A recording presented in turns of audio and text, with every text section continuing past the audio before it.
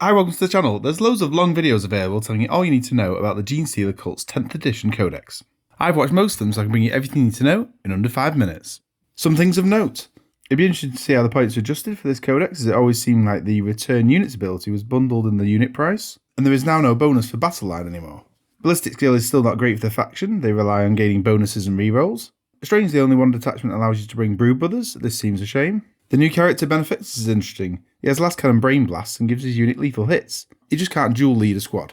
Demo charges are being nerfed in both shots and strength. Acolyte hybrids have had the day sheet separated based on weapons, so let's hope points are appropriate. Neophytes have sticky objectives now, and the Acolytes get the Generate CP ability. Shooting for Neophytes has been nerfed though. The Codex seems like a downgrade in lots of areas from the Index faction. Mainly seems the playstyle is having a shift, and while some of the detachments look good, they really need some points reductions. Let's hope that comes with the MFM soon. The army rule, Cult Ambush, is broadly the same. When a unit that has this ability is destroyed, on a 5+ you can bring them back, including any one-shot weapons, but not any attached characters. In turns 1 and 2, you get a +1 to that roll, but there's no bonus for battle line. You place a marker down, which can be removed by your opponent getting near them. Then in your next turn, you can bring one unit back on one of those markers.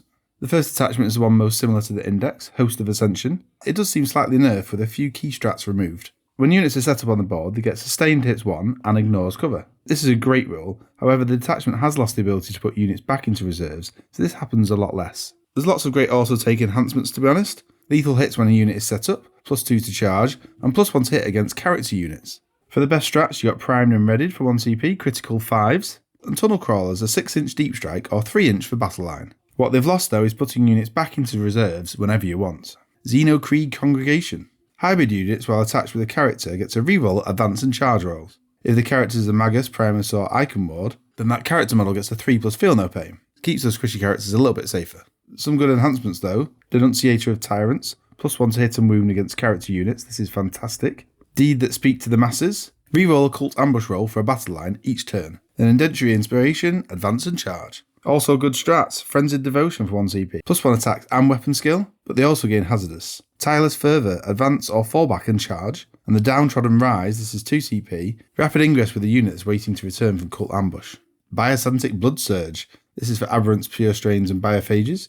You get +1 to charge and +1 to attacks when charged. Good enhancements again, Predatory Instincts, Infiltrate and a 0 CP Heroic Intervention. Don't forget you also get that +1 to the Heroic Charge roll. And Biomorph Adaptation, +1 AP and damage. This is great on a Patriarch. There are some weird strats in this detachment with lots of rules, but the best ones are Gene Twisted Muscle for 1 CP, +1 to wounds versus monsters and vehicles, and Stimulated Biosurge, +1 to charge against the closest unit, and an additional 1 for each unit you charge in a multi-charge.